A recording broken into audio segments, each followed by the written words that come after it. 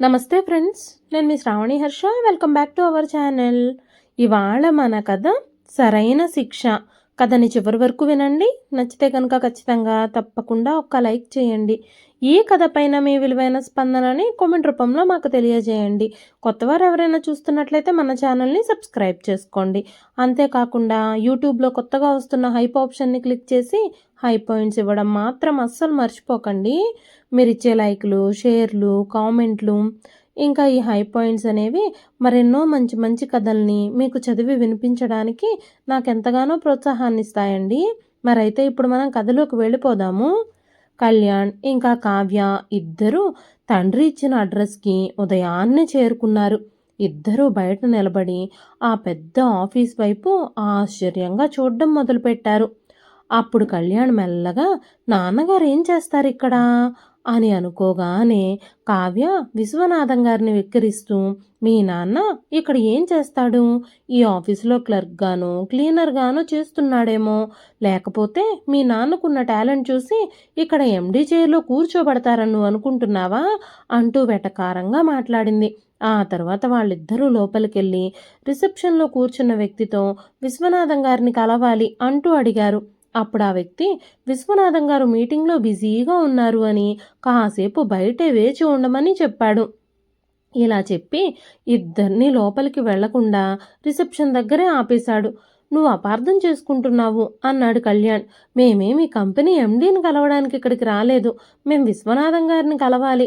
ఆ పెద్దాయన్ని ఇక్కడికి పిలువు అనగానే ఆ రిసెప్షనిస్ట్ అస్సలు వినలేదు. సార్ ప్రస్తుతం క్లయింట్స్తో మీటింగ్లో ఉన్నారు, మీరు వెయిట్ చేయండి అని చెప్పగానే ఆ మాటలు విని కావ్య, కళ్యాణ్ ఇద్దరూ ఉలిక్కిపడ్డారు. ఆ రిసెప్షనిస్టు ఏం మాట్లాడుతున్నాడో వాళ్ళిద్దరికీ అర్థం కాలేదు. ఆ తరువాత లోపల నుంచి బిజినెస్ లావాదేవీల శబ్దాలు ఇద్దరి చెవుల్లో స్పష్టంగా వినిపిస్తున్నాయి. దాని కారణంగా వాళ్ళిద్దరి కళ్ళు విశాలమయ్యాయి. ఎందుకంటే ఆ స్వరం వారికి సుపరిచితమైందిగా అనిపించింది. కాసేపటి తర్వాత రిసెప్షనిస్టు వాళ్ళని లోపలికి పంపించాడు.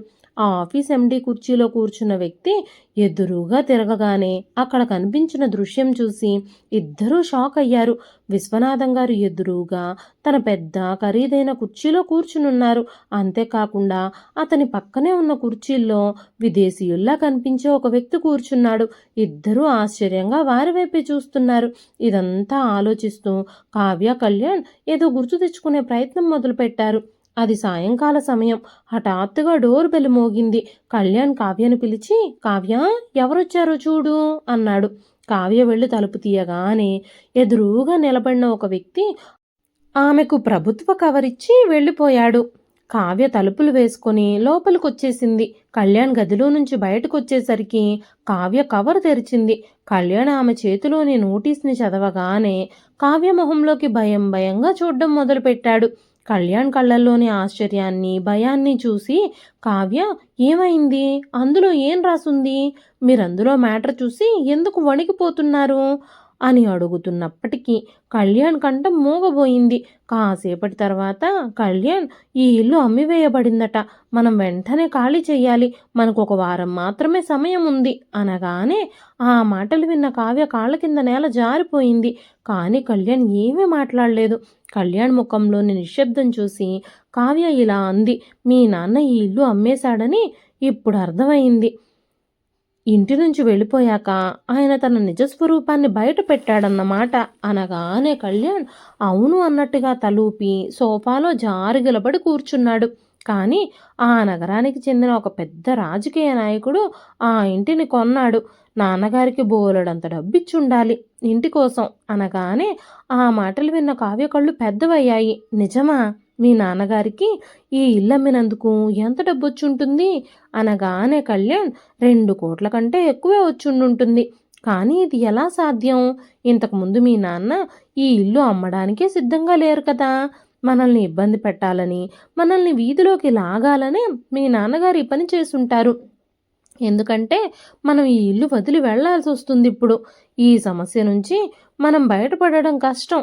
ప్రస్తుతం కళ్యాణ్కి ఉద్యోగం కూడా లేదు, అతడు నిరుద్యోగిగా ఉన్నాడు. ఆ పరిస్థితుల్లో కళ్యాణ్కి ఏం చేయాలో కూడా అర్థం కాలేదు. ఇప్పుడు ఇంటి నుంచి బయటకు వెళ్ళి ఎలా బ్రతకాలా అని ఆలోచిస్తూ ఉండగానే కావ్య కళ్యాణ్ తండ్రిని ఇష్టం వచ్చినట్టు తిట్టడం మొదలుపెట్టింది. కావ్య కళ్యాణ్తో, మనం ఇప్పుడు మీ నాన్నగారి దగ్గరకు వెళ్ళి ఈ ఇంటిని అమ్మే ధైర్యం, ఈ ఇంటి నుంచి మనల్ని బయటికి పంపించేసే ధైర్యం ఆయనకి ఎలా వచ్చిందో అడగాలి.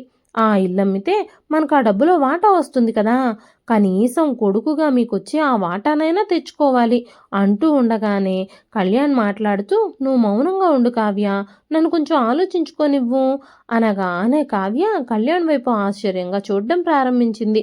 అప్పుడు కళ్యాణ్ నగరంలోని ప్రముఖ రాజకీయ నాయకుడు ఇంకా వ్యాపారవేత్త ఈ ఇంటిని కొన్నారు. ఏదో ఒక సంస్థని ఏర్పాటు చేయడం కోసం ఈ ఇంటిని కొనుక్కున్నట్టుగా ఆ పేపర్లలో రాసుంది. దానికోసం మా నాన్నగారికి చాలా డబ్బే ఆఫర్ చేసి ఉండుండొచ్చు అనగానే కావ్య మనసు వేగంగా పనిచేయడం ప్రారంభించింది. ఇప్పుడు మనం ఒక పని చేద్దాం. నువ్వు వెళ్ళి మీ నాన్నగారిని కలుసుకొని ఆయన్ని ఒప్పించు. అప్పుడు మనకు ఆ డబ్బుల్లో వాటా వస్తుంది. మనం మీ నాన్నగారితో కలిసుంటే ఆయన ఆ డబ్బులతో కొత్త ఇల్లు కూడా కొంటాడు. మనం ఈ ఇల్లు ఖాళీ చేయాల్సి వస్తే మనకి నగరంలో కొత్తగా అద్దెకి ఇల్లు దొరకడం కష్టం. అద్దె కట్టడానికి కూడా మన దగ్గర డబ్బులు లేవు అనగానే కళ్యాణ్ కావ్యమొహంలోకి చూస్తూ, అసలు నీకేమనిపిస్తుంది? మా నాన్నగారు మనతో రావడానికి ఒప్పుకుంటారని నువ్వు అనుకుంటున్నావా అనగానే కావ్య, నువ్వు ఒప్పించే రీతిగా ఒప్పిస్తే ఆయన ఖచ్చితంగా ఒప్పుకుంటారు. నువ్వు ఆయన పాదాల మీద పడి కన్నీళ్లు కారిస్తే ఆయన ఖచ్చితంగా కరిగిపోతాడు. ఈ మాటలు వింటున్నప్పుడు కళ్యాణ్ మొహంలో కోపం కనిపించింది. అప్పుడు అతను కావ్యతో, మొదట నువ్వు మా నాన్నగారిని ఇంటి నుంచి బయటకు గంటేశావు, ఇప్పుడేమో నీ అవసరం కోసం మళ్ళీ తిరిగి పిలవాలి అని అనుకుంటున్నావు. 3 ఏళ్ళు అయింది ఆయన్ని ఇంట్లో నుంచి బయటకు పంపించేసి, నీకేమీ గుర్తులేదా అనగానే కావ్య కళ్యాణ్ మాటలను అంగీకరించడానికి అస్సలు సిద్ధంగా లేదు. ఇప్పుడు ఆమె తన మామగారు విశ్వనాథం గారిని ఇంటికి తీసుకురావాలి అని అనుకుంటుంది. డబ్బుపై దురాశ ఆమెకి తారాస్థాయికి చేరిపోయింది. ఎందుకంటే ఇప్పుడు కళ్యాణ్ నిరుద్యోగిగా కూడా ఉన్నాడు. కొంతసేపు మౌనం వహించిన తర్వాత, కళ్యాణ్, మా నాన్న ఒప్పుకుంటే అంత పెద్ద మొత్తం మనదే అవుతుంది. నువ్వు చెప్పింది నిజమే కావ్య అన్నాడు. కావ్య కళ్యాణ్ భుజం మీద చెయ్యి వేసి, ఇప్పుడు నువ్వు నా మాటల్ని సరిగ్గా అర్థం చేసుకున్నావు. మీ నాన్నగారికి నువ్వు ఏకైక కుమారుడివి. ఆయనకు వేరే ఇంకెవరూ వారసులు లేరు కాబట్టి ఆ డబ్బు ఖచ్చితంగా నీకే ఇచ్చి తీరాలి. అది చట్ట ప్రకారం కూడా న్యాయమే అంది. ఇప్పుడు కళ్యాణ్ తన తండ్రి దగ్గరకు వెళ్ళడానికి అంగీకరించాడు. వెంటనే విశ్వనాథం గారికి ఫోన్ చేశాడు. 3 సంవత్సరాల తరువాత కొడుకు దగ్గర నుంచి కాల్ రావడం చూసి విశ్వనాథం గారు ఫోన్ వైపుకే చూస్తూ ఉండిపోయారు. మళ్ళీ అతను కూడా మనసులోనే మౌనంగా నవ్వుకున్నాడు. వెంటనే విశ్వనాథం గారు ఫోన్ తీసి, ఎవరు మాట్లాడేది అంటూ ఎవరి నుంచి తనకు ఫోన్ వచ్చిందో తెలియనట్టుగా నటించాడు. అప్పుడు కళ్యాణ్, నాన్నా, నేను నీ కొడుకు కళ్యాణ్ని, నేను నిన్ను కలవాలి అని అనుకుంటున్నాను అంటూ చాలాసేపు బ్రతిమాలిన తర్వాత విశ్వనాథం గారు కళ్యాణ్ని కలవడానికి అంగీకరించారు. వాళ్ళని వచ్చి కలవమని అడ్రస్ ఇచ్చారు. ఇద్దరూ ఇచ్చిన అడ్రస్కి మరుసటి రోజు ఉదయాన్నే చేరుకున్నారు. ఇద్దరూ బయటే నిలబడి ఆ పెద్ద ఆఫీస్ వైపు ఆశ్చర్యంగా చూడడం మొదలుపెట్టారు. లోపలికి వెళ్ళాక విశ్వనాథం గారు కొడుకుని, కోడల్ని ఇద్దరిని కూర్చోమని సైగ చేశారు. అప్పుడు కావ్య కళ్యాణ్తో, చూడు కళ్యాణ్, మన ముందు 2 కోట్లున్నాయి, బాగా నటించు అనగానే కళ్యాణ్ కూడా ఆమె ప్రతిపాదనని అంగీకరిస్తున్నట్టుగా చిన్న చిరునవ్వు నవ్వాడు. నాన్నగారు, మిమ్మల్ని చూస్తూ ఉంటే నాకు చాలా ఆశ్చర్యంగా ఉంది. నా కళ్ళను నేనే నమ్మలేకపోతున్నాను అంటూ కళ్యాణ్ తడబడుతూ మాట్లాడడం వలన కావ్య తన ప్లాన్ పాడైపోయేలా ఉంది అని గబగబా లేచి విశ్వనాథం గారి పాదాలపై పడింది. మామయ్య గారు, మమ్మల్ని క్షమించండి, మేం మా తప్పుల్ని తెలుసుకున్నాము అనగానే విశ్వనాథం గారు, ఇనుము ఎప్పుడూ అయస్కాంతం దగ్గరకు వస్తుంది కాబట్టి మీరు నన్ను కలవడానికి ఖచ్చితంగా ప్రయత్నిస్తారని నాకు తెలుసు అన్నారు. అది విని కళ్యాణ్ చిన్నగా నవ్వుతూ కావ్య వైపు చూడడం మొదలుపెట్టాడు. విశ్వనాథం గారు వారి మనసుల్ని చదివినట్టుగానే, మీరు చూసింది విన్నది నిజమే, నేను ఆ ఇంటిని అమ్మేశాను అనగానే కళ్యాణ్, నాన్న, మీరు మమ్మల్ని తప్పుగా అర్థం చేసుకుంటున్నారు. మనం అందరం కలిసి ఉందామని మిమ్మల్ని ఇంటికి పిలవడానికే ఇప్పుడు మేము వచ్చాము, అంతే తప్ప మీరు ఆ ఇంటిని అమ్మేశారని దాని గురించి అడగడానికి మేము రాలేదు అనగానే విశ్వనాథం గారు బిగ్గరగా నవ్వుతూ, ఏ నోటితో మీరు మళ్ళీ నన్ను పిలవాలి అని అనుకుంటున్నారు? మీకసలు అంత ధైర్యం ఉందా? మీరు చాలా సంవత్సరాల తర్వాత ఈరోజు కూడా నన్ను గుర్తుంచుకున్నారా?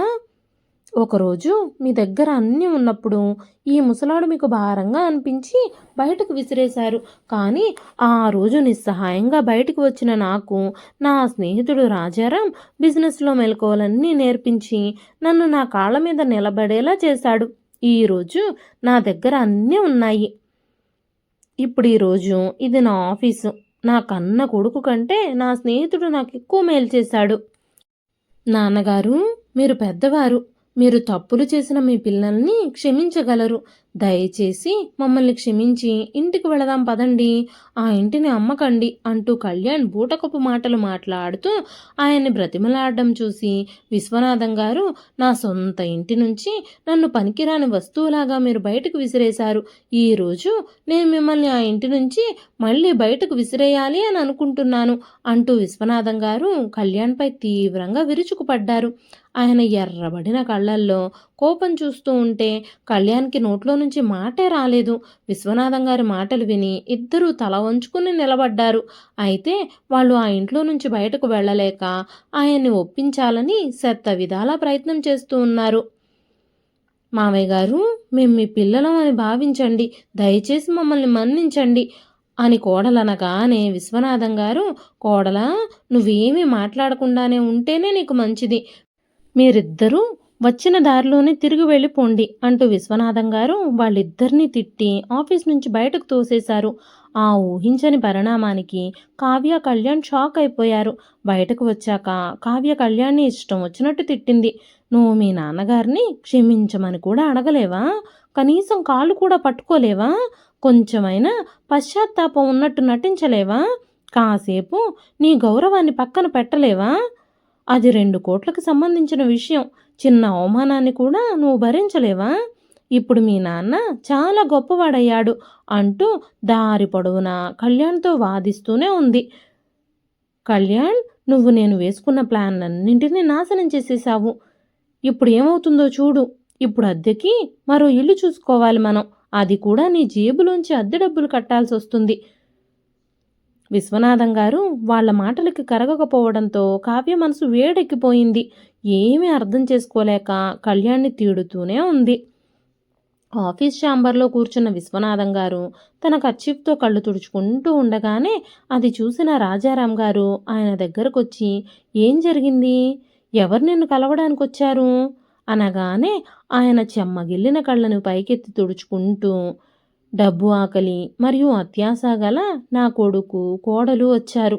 అసలు వాళ్ళు నా విషయంలో చేసిన దాన్ని నేను ఎలా మర్చిపోగలను అంటూనే విశ్వనాథం గారు గతంలోకి జారుకున్నారు. కొడుకు, కోడలు ఆయనను ఇంట్లో నుంచి బయటకు గెంటేసిన రోజులు ఆయన కళ్ళ ముందే కదులుతూ ఉన్నాయి. కళ్ళు మూసుకుంటే అదే దృశ్యం అతని ముందు కనిపిస్తూ ఉంది. మొన్నటి సన్నివేశం కావ్య ఆ ఇంటి కోడలుగా రావడంతో ఇల్లంతా సంతోషంతో నిండిపోయింది. విశ్వనాథం గారి భార్య సుగుణ గారు తన కోడల్ని పొగడడంలో ఎప్పుడూ అలసిపోలేదు. ఆమె రోజంతా కావ్యనామాన్నే జపిస్తూ ఉండేది. కానీ పెళ్ళైన నెల రోజులు గడిచిన తర్వాత ఒకరోజు కళ్యాణ్ కావ్యల గదిలో నుంచి ఏవేవో శబ్దాలు వినిపిస్తున్నాయి. కానీ సుగుణగారు లేచి ఏం జరుగుతుందో వినాలని గది దగ్గరకు వెళ్ళేసరికి చెవిలోకి వచ్చి వినబడిన మాటలకి ఆమె కళ్ళల్లో కన్నీళ్లు తిరిగాయి. లోపల నుంచి కావ్య మాటల బాణాలు ఆవిడ గుండెకొచ్చి గుచ్చుకున్నట్టుగా అనిపించాయి. కావ్య కళ్యాణ్తో చెబుతూ ఉంది, కళ్యాణ్, మీకు పెద్ద పేర్లు ఇంకా చిన్న తత్వాలు ఉన్నాయి. మీకు చాలా భూమి, పెద్ద ఇల్లు ఉన్నాయి. కానీ ఆ ఇల్లు కూడా శిథిలావస్థకు చేరుకుంది. ఇంట్లో అన్ని పాత వస్తువులే. 4 వస్తువులు కూడా సరిగ్గా లేవు. నేను కట్నంతో, వస్తువులతో మీ ఇంటిని నింపేశాను. లేదంటే మీ ఇంటి పరిస్థితి బిచ్చగాళ్ల పరిస్థితిలా తయారయ్యేది. ధనిక కుటుంబానికి చెందిన కూతురుతో వివాహం కావడం వల్ల నువ్వు సంతోషంగా ఉన్నావు అనగానే కళ్యాణ్ తన భార్యని ఒప్పించడానికి, నచ్చచెప్పడానికి ప్రయత్నిస్తున్నాడు. నువ్వు అపార్థం చేసుకున్నావు కావ్య. నీకేం కావాలో చెప్పు. నీకు కొత్త ఇల్లు కావాలంటే మేము కట్టిస్తాం అనగానే అప్పుడు కావ్య కఠినంగా మాట్లాడుతూ, నీకంత హోదా ఏం లేదులే. మీరు అసలు ఎప్పుడైనా ఫ్రిడ్జ్ను చూసారా? నేను తీసుకొచ్చాను ఫ్రిడ్జ్. లేదంటే మీరు కుండ నీళ్లు తాగుతూ చచ్చిపోవాల్సిందే. నీ జీవితంతో నా అభిరుచులు ఎప్పటికీ నెరవేరవు. ఈ మాటలన్నీ వింటూ బయట నుంచున్న సుగుణ గారు ఈ విషయాలకు చెలించిపోయారు. కోడలు ఆవిడ ఇంటిని బిచ్చగాళ్ళ ఇంటితో పోల్చింది. అయినా సరే కళ్యాణ్ ఏమీ మాట్లాడలేదు. సుగుణ గారికి తన కొడుకు ఈ అవమానాన్ని కూడా ఎలా మౌనంగా భరిస్తున్నాడో అర్థం కావడం లేదు. అప్పుడు సుగుణ గారికి కావ్య తల్లిదండ్రుల మాటలు గుర్తుకొచ్చాయి. కావ్య తండ్రి, అక్క, మా ఇంట్లో చాలా డబ్బుంది, కానీ మీ కుటుంబంలాగా అంత సంస్కారం మాకు లేదు. డబ్బు కంటే కూడా మీ కుటుంబాన్ని మేము ఎక్కువగా ఇష్టపడుతున్నాము. మా కావ్యకి మీ ఇలాంటి అత్తమామలు ఎక్కడ దొరుకుతారు? మీ కొడుకు మాకు చాలా నచ్చాడు. మా కూతుర్ని మీ కోడలుగా చేసుకోండి అంటూ ఆ రోజు బ్రతిమాలారు. కానీ కావ్య మాటలు మాత్రం వీటన్నింటికి విరుద్ధంగా ఉన్నాయి. కావ్య కట్నం తీసుకొచ్చానని ఇంట్లో వాళ్ళందరినీ రోజు వెక్కిరిస్తూ మనసుకు నచ్చిన విధంగా అవమానించేది. కానీ పాపం సుగుణ గారు కానీ విశ్వనాథం గారు కానీ మౌనంగానే ఉండేవారు. తన ఒక్కగానొక్క కోడలి మాటల వల్ల సుగుణ గారు చాలా ఆందోళనకు గురయ్యారు. మనసులో ఆవిడ మాటలకి విసిగిపోయిన ఇంటి వాతావరణాన్ని చక్కదిద్దడానికి ఆవిడెప్పుడూ ప్రయత్నిస్తూనే ఉండేది. కానీ ప్రతిరోజు కావ్య పుట్టింటి నుంచి ఆ ఇంటికి డబ్బు లేదా వస్తువులు వస్తూ ఉండేవి. దాని కారణంగానే కావ్య గర్వం చూపించడం ప్రారంభించింది. ఒకసారి సుగుణ గారు తన కొడుకు కళ్యాణ్తో, కళ్యాణ్, కావ్య ఇంటి నుంచి చాలా సామాన్లు రోజు వస్తున్నాయి, అవి రాకుండా ఆపేయండి. ఎందుకంటే ఈ విధంగా చేస్తే మన ఇంటి గౌరవం తగ్గిపోతుంది. మీరు మన ఆత్మగౌరవాన్ని కాపాడాలి అని అనుకుంటే దాన్ని ఆపేయండి అని చెప్పింది. కానీ తల్లి మాటలు విన్న కళ్యాణ్ అందుకు విరుద్ధంగా సమాధానమిచ్చాడు. అమ్మా, నువ్వు చాలా ఎక్కువగా ఆలోచిస్తున్నావు. నా సంపాదన అంతంత మాత్రమే. అటువంటి పరిస్థితుల్లో మా అత్తింటి వాళ్ళు ఏదైనా సహాయం చేస్తే మీరు వాళ్ళని ఎందుకు విమర్శిస్తున్నారు? కావ్య మా అత్తగారికి, మా మామగారికి ఏకైక కుమార్తె. వాళ్ళు మన ఇంటికి బహుమతులు పంపించడం వల్ల మీకు నష్టమేమిటి అనగానే సుగుణ గారు తన కొడుకు ఆలోచించిన విధానం చూసి ఆశ్చర్యపోయారు. సుగుణ గారు విశ్వనాథం గారితో కూడా ఈ విషయం చెప్పారు. మనం ఇవన్నీ ఆపకపోతే మన ఇంటి పరువుకి భంగం తప్పదు అనగానే విశ్వనాథం గారు కూడా కావ్య మాటల్ని ఎప్పటినుంచో అర్థం చేసుకుంటూనే ఉన్నారు.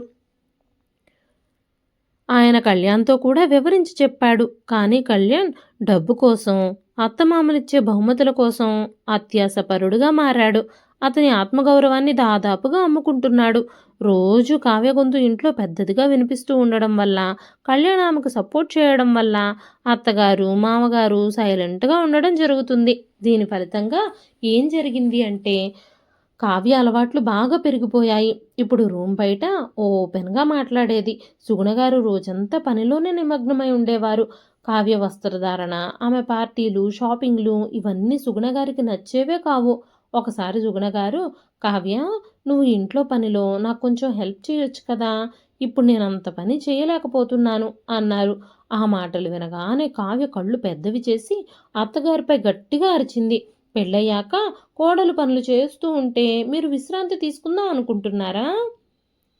నేను మీ ఇంట్లో పని చేయడానికి ఏమీ రాలేదు. నేను ఈ ఇంటి కోడల్ని, పని మనిషినేమీ కాదు. మీకు ఈ కట్నం సరిపోకపోతే మా ఇంటి నుంచి ఇంకా డబ్బులు తీసుకొస్తాను, అంతే తప్ప పని మాత్రం చెయ్యను అనగానే సుగుణగారు, డబ్బు పొగరుతో మాట్లాడుకు కావ్య అన్నారు. కావ్య వెంటనే అత్తగారిని లాగుపెట్టి చెంప మీద కొట్టింది. ఆ సౌండ్కి విశ్వనాథం గారు గబ్బగబ్బా వచ్చి కావ్యకు అడ్డుపడి, కోడలా, నువ్వేం చేస్తున్నావు? మీ అత్తగారిని ఎందుకు కొడుతున్నావు అనగానే కావ్య విశ్వనాథం గారికి తనకి అడ్డుపడడాన్ని తట్టుకోలేకపోయింది. డబ్బుందన్న పొగరుతో, కట్నం తెచ్చాను అన్న అహంకారంతో అత్తామామల ముందు ఇష్టం వచ్చినట్టుగా మాట్లాడడం మొదలుపెట్టింది. రోజు రోజుకి ఆ ఇంట్లో గొడవలు మితిమీరిపోతున్నాయి. ఆ ఇంటి పరువంతా వీధిలో కలిసిపోతుంది అని విశ్వనాథం గారు, సుగుణ గారు కోడలు ఏం మాట్లాడినా మౌనంగా కూర్చుంటున్నారు. ఆ కారణంగానే కావ్య ఇంకా ఇంకా రెచ్చిపోవడం మొదలుపెట్టింది. ఇవన్నీ చూసి విసిగిపోయిన సుగుణ గారికి ఆరోగ్యం విషమంగా మారింది. చాలా చోట్ల చూపించినా కూడా ఆవిడ పరిస్థితి మెరుగుపడలేదు. ఆమె పెళ్ళైన దగ్గర నుంచి సుఖదుఖాల్లో విశ్వనాథం గారికి తోడుగా ఉండేది. విశ్వనాథం గారు పగలు రాత్రి సుగుణ గారికి సేవలు చేస్తూ భగవంతుణ్ణి ప్రార్థించేవారు. కానీ సుగుణ గారి రోజు రోజుకి బలహీనపడ్డం మొదలుపెట్టారు. కావ్య పని భారాన్ని మోయలేకపోతోంది. ఒకరోజు సుగుణ గారు మంచం మీద పడుకున్నప్పుడు కావ్య ఆమె చెయ్యి లాగి, మీరు మంచాన పడి చాలా రోజులైపోతుంది. ఇంక చాలు మీ నాటకాలు. ఇంక మంచం మీద నుంచి లేచి వెళ్ళి పని చేయండి. నా స్నేహితులొస్తున్నారు. ముందు మీరు ఇంట్లో పనులన్నీ చూడండి అనగానే సుగుణగారు నిశ్చేష్టురాలైపోయారు. ఆమె కళ్ళు కన్నీళ్లతో నిండిపోయాయి. విశ్వనాథం గారు వెంటనే, నీకు సిగ్గులేదా? ఆమె ఎంత అనారోగ్యంలో ఉందో కూడా చూడకుండా నువ్వు మీ అత్తగారికి పనులు చెప్తున్నావా అనగానే కావ్య కటువుగా, నేను చాలా చూశాను. భోజనం చేయడానికి మాత్రం ఈ వృద్ధురాలికి ఎలాంటి అనారోగ్యమూ లేదు. పని సమయంలో మాత్రం ఆవిడ అనారోగ్యంలో ఉన్నట్టుగా నటిస్తూ ఉంటుంది అంది కావ్య. కావ్య పదే పదే అలా మాట్లాడుతూ పట్టుబట్టడంతో సుగుణగారు ఎలాగోలాగ లేచి వంటగదిలో వంట చేయడం ప్రారంభించారు. విశ్వనాథం గారు కూడా వెళ్ళి ఆమెకు సహాయం చేయడం మొదలుపెట్టారు. అయితే కాసేపటికి కావ్య స్నేహితులు ఇంటికొచ్చినప్పుడు కావ్య సుగుణగారిని ఫ్రెండ్స్ అందరికీ టిఫిన్ తీసుకురమ్మంటూ పిలిచింది. పాపం సుగుణగారు వణుకుతున్న చేతులతో ట్రేన్ తీసుకువెళ్లారు. అప్పుడే ఆ ట్రే జారి ఆవిడ చేతిలోంచి పడిపోయింది. ఈ విషయం వల్ల కావ్య ఆవిడ్ని తీవ్రంగా కొట్టింది. అందరి ముందు ఆవిడపై చెయ్యెత్తింది. కావ్య గొంతు విని విశ్వనాథం గారు లోపల నుంచి పరిగెత్తుకుంటూ వచ్చి అందరి ముందు కావ్యతో, కోడలా, మీరు పిచ్చిగా మాట్లాడటం చూస్తూ ఉంటే నాకు చాలా కోపం వచ్చేస్తుంది. దయచేసి ఆలోచించండి. మీ అల్లరంతా మేము సహించాం. అందుకే ఈరోజు నువ్వు మీ అత్తగారి మీద చెయ్యెత్తావు అంటూ మాట్లాడుతూ ఉన్నారు. అదంతా వింటున్న కావ్య మామగారి మీద కూడా చెయ్యెత్తింది. విశ్వనాథం గారు సుగుణ గారిని లోపలికి తీసుకెళ్ళిపోయి సాయంత్రం కళ్యాణ్ వచ్చిన తర్వాత ఈ విషయం గురించి కళ్యాణ్తో మాట్లాడారు. అప్పుడు కళ్యాణ్, అమ్మా, నువ్వు ఇంట్లో పనులు చేస్తే తప్పేమిటి? కావ్య వాళ్ళ ఇంట్లో గారాబంగా పెరిగింది. తనకింటి పనులు ఏమీ రావు. ఆమె సేవకుల మధ్యలో పెరిగింది. ఆమెకి పనిచేసే అలవాట్లేదు. ఈ విషయాన్ని మీరు పెద్దగా పట్టించుకోకండి. మీరు ప్రశాంతంగా ఉండండి. మమ్మల్ని కూడా ప్రశాంతంగా ఉంచండి అంటూ తల్లిదండ్రుల పట్ల గౌరవం లేని కళ్యాణ్ ఈజీగా వాళ్ళ మాటలకి సమాధానం చెప్పేసి అక్కడి నుంచి వెళ్ళిపోయాడు. ఈ సమాధానం విన్న విశ్వనాథ గారి హృదయం బాధతో నిండిపోయింది. ఇలాంటి సంతానాన్ని కనడం కంటే పిల్లలు లేకుండా ఉండడమే మేలు అనుకున్నారాయన. ఆ రోజు నుంచి సుగుణగారు మంచం మీదే ఉన్నారు. మంచం మీద నుంచి లేవలేక కొన్ని రోజులకి ఆమె చనిపోయారు. సుగుణగారు చనిపోయిన తర్వాత విశ్వనాథం గారు తీవ్ర మనస్తాపానికి గురయ్యారు. పగలు రాత్రి నిరాశతోనే గడిపేవారు. కావ్య ఇప్పుడు ఆ ఇంటి భారాన్నంతా తన భుజం మీద వేసుకుంది. కళ్యాణ్ కూడా తండ్రిని అస్సలు పట్టించుకోకుండా, పని చేయడం ఆరోగ్యానికి మంచిది, కూర్చుని తినడం వల్ల అనారోగ్యానికి గురవుతారు, నువ్వు ఇంటి పనుల్లో కావ్య కాస్త సహాయం చెయ్యి అంటూ చెప్పాడు. కోడలి బలవంతం వల్ల, కొడుకు మాటల వల్ల విశ్వనాథం గారు రోజు బలవంతంగా ఇంటి పనులు చేయడం మొదలుపెట్టారు. కొన్ని రోజుల తర్వాత కావ్య, కళ్యాణ్ ఆ ఇంటిని మంచి ధరకు అమ్మేయాలని విశ్వనాథం గారిని సంతకాలు పెట్టమన్నారు. విశ్వనాథం గారు ఆ ఇంటిని అమ్మడానికి ససేమేరా ఒప్పుకోలేదు. ఆ విషయంపై రోజు విశ్వనాథం గారికి కొడుకు కోడలికి గొడవలు జరుగుతూనే ఉండేవి. విశ్వనాథం గారు అన్నింటినీ మౌనంగా సహిస్తూనే ఉన్నారు. చివరికి ఒకరోజు కావ్య, కళ్యాణ్ విశ్వనాథం గారిని ఆ ఇంటి నుంచి బయటకు గెంటేశారు. విశ్వనాథం గారు చాలా రోజులు ఆ ఇంటికి సమీపంలోని గుడిలోనే కూర్చున్నారు. ఆ విషయం తెలిసినప్పటికీ కళ్యాణ్ ఆయన ఇంటికి తీసుకురాలేదు. అతను చాలా రోజులు గుడిలోనే గడిపాడు. కానీ కొన్ని రోజుల తర్వాత అక్కడి నుంచి కూడా వెళ్ళిపోయాడు. కొన్ని రోజులయ్యాక గుడిలో తండ్రి కనిపించకపోవడంతో కళ్యాణ్ ఆ గుడి పూజారి గారిని అడిగినప్పుడు విశ్వనాథం గారు ఎవరితోనో కలిసి అక్కడి నుంచి వెళ్ళిపోయారు అని పూజారి గారు చెప్పారు. అదంతా విన్న కళ్యాణ్ ఒక్క నిట్టూర్పు విడిచాడు. వెంటనే ఇంటికి వెళ్ళి ఈ విషయాలన్నీ కావ్యకు చెప్పాడు. వెంటనే కావ్య, థ్యాంక్ గాడ్, మీ నాన్నగారి పీడ వదిలిపోయింది. లేకపోతే అక్కడే గుడిలో కూర్చుంటే అందరూ మనల్నే ప్రశ్నించేవారు. ఆయన ఎవరితో వెళ్ళారు, ఎక్కడికి వెళ్ళారు అనే విషయం మనకిప్పుడు అనవసరం అంటూ తండ్రి గురించి పూర్తిగా మర్చిపోయారు. విశ్వనాథం గారిని తనతో పాటు తీసుకెళ్లిన రాజారాం గారు తనకి ఆశ్రయం ఇచ్చి వ్యాపారంలో భాగస్వామిగా చేర్చుకొని వ్యాపార లావాదేవీలన్నీ నేర్పించారు. అతి తక్కువ కాలంలోనే విశ్వనాథం గారు మంచి బిజినెస్ మ్యాగ్నెట్గా ఎదిగారు. ఆపకుండా కన్నీళ్లు కారుస్తున్న విశ్వనాథం గారిని రాజారాం గారు కదిలించి మాట్లాడినంతలోనే ఆయన గతంలో నుంచి బయటకు వచ్చారు. ఇప్పుడు నా కొడుకు, కోడలు డబ్బు కోసమే నా దగ్గరకొచ్చారు. వాళ్ళు నాలాగానే నిరాశ్రయులయ్యాక వారు నన్ను ఎంత బాధపెట్టి బయటకు పంపించారో, నేను ఎంత బాధపడ్డానో వాళ్ళే తెలుసుకుంటారు అనగానే రాజారాం గారు విశ్వనాథం గారిని ఓదార్చారు. వారం రోజులు గడిచినా కూడా కావ్య, కళ్యాణ్ ఆ ఇంటిని ఖాళీ చేయలేదు. ఇల్లు ఖాళీ చేయించడానికి మనుషులొచ్చినప్పుడు వాళ్ళిద్దరూ ఇల్లు ఖాళీ చేయడానికి నిరాకరించడంతో వాళ్ళ సామాన్నింటినీ లాక్కొచ్చి బయట పడేశారు. ఇద్దరూ రోడ్డు మీద నిలబడి సహాయం కోసం ఎంతమందిని కోరినప్పటికీ ఎవరూ సహాయం చేయలేదు. రోజు కావ్య ప్రవర్తన వల్ల ఎవరూ సహాయం చేయడానికి ముందుకు రాలేదు. ప్రతి ఒక్కరూ అత్యాశ, అహంకారం ఉన్న వ్యక్తిని తమ నుంచి దూరంగా ఉంచుతారు. కావ్య విషయంలో కూడా అదే జరిగింది. కళ్యాణ్ విశ్వనాథం గారికి కాల్ చేసినప్పుడు అతను మొదట పట్టించుకోలేదు, కానీ చాలాసార్లు కాల్ వస్తూనే ఉన్నప్పుడు ఆయన ఫోన్ లిఫ్ట్ చేశారు. నాన్న, మమ్మల్ని క్షమించండి, మేము రోడ్డు మీదకి వచ్చేసాము. ఇప్పుడు మేమిద్దరం ఏం చేయాలి, ఎక్కడికి వెళ్ళాలి, ఇప్పుడు మీరు మాత్రమే మాకు సహాయం చేయగలరు అని మాట్లాడుతూ ఉండగానే వెంటనే కావ్య కూడా ఫోన్ తీసుకొని ఫోన్లోనే క్షమాపణలు చెప్పింది. కానీ విశ్వనాథం గారు చెప్పారు, ఇప్పుడు మీ ఇద్దరికీ తెలుసు ఇంట్లో నుంచి బయటకు వెళ్ళడానికి ఎంత బాధ కలుగుతుందో అనగానే కావ్య వెంటనే, మామయ్య గారు మమ్మల్ని క్షమించండి, డబ్బు మీదున్న దురాశతో కళ్ళు మూసుకుపోయి మేము మిమ్మల్ని ఆ రోజు ఇంటి నుంచి బయటకు పంపించేశాము. దేవుడు కూడా మమ్మల్ని క్షమించలేని పాపాలు చేశాము, కానీ ఈరోజు మీ సహాయం మాకు కావాలి అనగానే విశ్వనాథం గారు, నీ కట్నం డబ్బు, నీ పుట్టింటి వారి అండా చూసుకొని నువ్వు చాలా గర్వపడుతూ ఉండేదానివి కదా, ఇప్పుడు అవన్నీ ఏమైపోయాయి? నువ్వు నీ పుట్టింటి నుంచి సహాయం అడుక్కోవచ్చు కదా. మీ అత్తగారిని చంపాకే ఊపిరి పీల్చుకున్న నీ మొహం నేను అస్సలు చూడాలనుకోవడం లేదు అంటూ విశ్వనాథం గారు ఫోన్ని డిస్కనెక్ట్ చేసేశారు. అప్పుడు కావ్య, కళ్యాణ్ ఒకరినొకరు ఓదార్చుకోవడం తప్ప మరేమీ చేయలేకపోయారు. వాళ్ళు చాలా సామాన్లతో హోటల్లో ఉండలేరు, రోడ్డుపైన ఉండలేరు.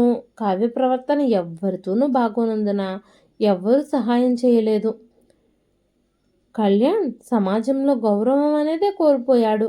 కావ్య పుట్టింటి వాళ్ళు కూడా పదే పదే సహాయం చేసి కావ్య, కళ్యాణ్ దుర్బుద్ధి చూసినప్పుడు వాళ్ళు కూడా వీళ్ళిద్దరినీ వాళ్ళ ఇంటికి రాకుండా నిషేధించారు. కొంత సమయం తర్వాత అక్కడ ఒక డ్రామా మొదలైంది. ఇరుగు పొరుగు వాళ్ళందరూ వచ్చి చూసి వాళ్ళిద్దరినీ ఎవ్వరూ పట్టించుకోలేదు. ఇప్పుడు కావ్య, కళ్యాణ్లు విధిని తిట్టుకోవడం మొదలుపెట్టారు. మనం విత్తిన పంటనే మనం కొయ్యాలి అంటూ ఇద్దరూ తలలు వంచుకొని కూర్చున్నప్పుడు ఒక్కసారిగా నల్లగా మెరుస్తున్న పెద్ద కారు అక్కడ ఆగింది. అది చూసి ఇద్దరూ ఆశ్చర్యపోయారు. ఆ కారు నుంచి విశ్వనాథం గారు దిగారు. కారులోంచి కళ్ళద్దాలు పెట్టుకున్న వ్యక్తి బయటకు రావడం చూసి ఇద్దరూ ఆశ్చర్యపోయారు. చక్కటి సూటు, బూటు వేసుకొని అక్కడ దిగారు ఆయన. విశ్వనాథం గారిని అలా చూసిన కావ్య, కళ్యాణ్ల కళ్ళు చెమర్చాయి. కళ్ళద్దాలు తీసి ఇంటివైపు చూస్తూ విశ్వనాథం గారు కన్నీళ్లు తుడుచుకున్నారు. విశ్వనాథం గారు ఆ ఇంటికి దగ్గరగా వెళ్ళి ఇల్లు ఖాళీగా ఉండడాన్ని చూడడం ప్రారంభించారు. కావ్య ఆయన్ని చూడగానే దగ్గరకొచ్చి ఏడవడం మొదలుపెట్టింది. మామయ్య గారు, మేము పెద్ద తప్పు చేశాము, దయచేసి మమ్మల్ని క్షమించండి, ఇది నా తప్పు, నేను మీ పాదాలపై పడతాను, నన్ను క్షమించండి అంటూ విశ్వనాథం గారి కాళ్ళు పట్టుకుంది. విశ్వనాథం గారు కావ్యని, కళ్యాణ్ని పట్టించుకోకుండా అటువైపుగా వెళ్ళి నిలబడ్డారు. అప్పుడు విశ్వనాథం గారు కోపంగా, మీరు దేనికి క్షమాపణలు చెబుతున్నారు?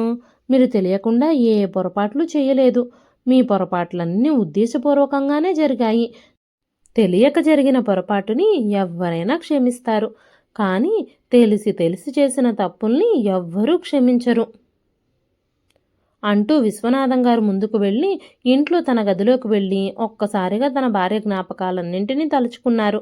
బయటకొచ్చి విశ్వనాథం గారు కొడుకు, కోడలితో మీరు కొంచెమైనా మంచిగా ఉండుంటే మీ అమ్మ ఈరోజు జీవించుండేది, నిన్ను క్షమించే అవకాశం నాకు దొరికేది. ఇప్పుడు నా హృదయం మిమ్మల్ని ఎప్పటికీ క్షమించదు. ఈరోజు నేను చివరిసారిగా నా ఇంటిని, నా గదిని చూసుకోవడానికి వచ్చాను. ఈ ఇల్లు కూలిపోయేటప్పుడు మీకు ఎంత బాధగా అనిపిస్తుందో, ఈ ఇల్లు విచ్ఛిన్నమైపోయేటప్పుడు మీరు ఎంత బాధపడతారో, నీలాంటి పిల్లల్ని కన్నప్పుడు, మీరు మా విషయంలో దుర్మార్గంగా ప్రవర్తించినప్పుడు నేను అంతే బాధపడ్డాను. తల్లిదండ్రుల్ని విస్మరించిన పిల్లలు శాంతి సమాధానాలతో ఎలా జీవించగలుగుతారు అంటూ కొట్టినట్టే మాట్లాడారాయన. విశ్వనాథం గారిని కొడుకు కోడలు బయటికి గెంటేసిన తర్వాత మాత్రమే ఆయన ధనవంతుడయ్యాడు. అది కూడా అతని స్నేహితుడి కారణంగా. ఈరోజు కళ్యాణ్ వీధిలో ఉన్నాడు. చాలాసేపు బతిమాలిన తర్వాత విశ్వనాథం గారి మనసు కరగకపోవడంతో రాజారాం గారు పిల్లలు తప్పు చేస్తారు, తల్లిదండ్రులు క్షమించి వారికి ఒక్క అవకాశమైనా ఇవ్వాలి కదా అనగానే విశ్వనాథం గారు వీళ్ళు తప్పులు కాదు, వీళ్ళు చేసింది పాపాలు, ఆ పాపాలకి ప్రాయశ్చిత్తం దొరకనే దొరకదు. నువ్వు ఇంతగా చెప్తున్నావు కాబట్టి నేను వీళ్ళకి ఇంకొక అవకాశం ఇస్తున్నాను. 3 నెలలు నా ఇంట్లో ఉండే అవకాశాన్ని నేను వీళ్ళకి ఇస్తున్నాను. ఈ 3 నెలల తరువాత వాళ్ళ ఇంటిని ఖాళీ చేసేసి వాళ్ళ దారి వాళ్ళు వెతుక్కోవాలి అని చెప్పగానే కావ్య, కళ్యాణ్ ఇద్దరూ తండ్రికి కృతజ్ఞతలు చెప్పారు. అప్పుడు విశ్వనాథం గారు, మీ మీద జాలితోనూ ప్రేమతోనూ నేను ఈ విధంగా చేయలేదు. మీరు కృతజ్ఞతలు చెప్పాలి అని అనుకుంటే నా స్నేహితుడు రాజారాంకి చెప్పండి. జీవితంలో మీ మొహాలు కూడా ఎప్పుడు చూడాలని కూడా నేను అనుకోవడం లేదు. మీరు నా విషయంలో చేసిన ద్రోహాలన్నీ మీ మొహాలు చూడగానే నాకు గుర్తుకొస్తున్నాయి అంటూ అక్కడి నుంచి గబగబా కారెక్కి వెళ్ళిపోయారు. ఆ 3 నెలలు కావ్య, కళ్యాణ్లు తండ్రిని ఎలాగైనా మోసం చేసి ఆ ఇంటిని, తండ్రి వ్యాపారాన్ని సొంతం చేసుకోవాలి అని శతవిధాలుగా ప్రయత్నించారు. చాలామంది లాయర్లను కలిశారు. వాళ్ళందరూ ఆ ఇల్లు విశ్వనాథం గారి స్వార్జితం అవ్వడం వల్ల అది ఆయనంతటా ఆయన రాసిస్తే తప్ప ఎవ్వరికీ చెల్లదని, ఆ వ్యాపారంలో కూడా వీళ్ళకి ఎలాంటి హక్కు ఉండదని చెప్పారు. పదే పదే తండ్రి ఆస్తి ఎలా కొట్టేయాలా అన్న ఆలోచన తప్ప మనసులో మారదామన్న ఆలోచన లేని కొడుకు కోడల్ని చూసినప్పుడు విశ్వనాథం గారి మనసు రగిలిపోయింది. ఎంత బుద్ధి చెప్పినా సరే గడ్డి తినే పశువుల్లాంటి మనస్తత్వం అలవరుచుకున్న కొడుకుని, కోడల్ని 3 నెలల తర్వాత ఆయన ఇంటి నుంచి బయటకు గెంటేశారు. కొడుకు కోడల్ని ఇంటి నుంచి బయటకు పంపాలి అనే ఉద్దేశంతోనే ఆ ఇంటిని అమ్మేసినట్టుగా ఆయన నాటకం ఆడారు. కానీ విశ్వనాథం గారు తన భార్యతో కలిసి కాపురం చేసిన ఆ ఇంటిని ఎప్పటికీ అమ్మలేరు. కొడుకు కోడల్ని బయటకు పంపించాక విశ్వనాథం గారు తన భార్య జ్ఞాపకాలతో ఆ ఇంట్లోనే ఉంటున్నారు. విశ్వనాథం గారు తన తర్వాత ఆ ఇంటిని, తన డబ్బుని ఒక ట్రస్ట్ పేరు మీదుగా రాశారు. ఫ్యూచర్లో తనకి మనవళ్ళు, మనవరాళ్ళు పుడితే వారి చదువుల కోసం తన ఆస్తిలో 10% మనవడికి కానీ మనవరాలికి కానీ చెందేటట్టుగా వీలునామా రాశారు. ఇదండి ఈరోజు కదా. విశ్వనాథం గారు కొడుకు కోడలికి వేసిన శిక్ష సరైందే అని మీరు భావిస్తున్నారా? మీ విలువైన అభిప్రాయాలని కామెంట్ రూపంలో మాకు తెలియజేయండి. కథ నచ్చితే ఒక్క లైక్ చేయండి. మరెన్నో ఇలాంటి ఇంట్రెస్టింగ్ కథల కోసం మన ఛానల్ని సబ్స్క్రైబ్ చేసుకోండి. అంతేకాకుండా యూట్యూబ్లో కొత్తగా వస్తున్న హైప్ ఆప్షన్ని క్లిక్ చేసి హై పాయింట్స్ ఇవ్వడం మాత్రం అస్సలు మర్చిపోకండి. మీరు ఇచ్చే లైక్లు, షేర్లు, కామెంట్లు మరెన్నో మంచి మంచి కథల్ని మీ ముందుకు తీసుకురావడానికి, మీకు చదివి వినిపించడానికి నాకు ఎంతగానో ప్రోత్సాహాన్ని ఇస్తాయండి. మరొక మంచి కథతో రేపు మళ్ళీ కలుస్తాను. అంతవరకు సెలవు. ఉంటానండి.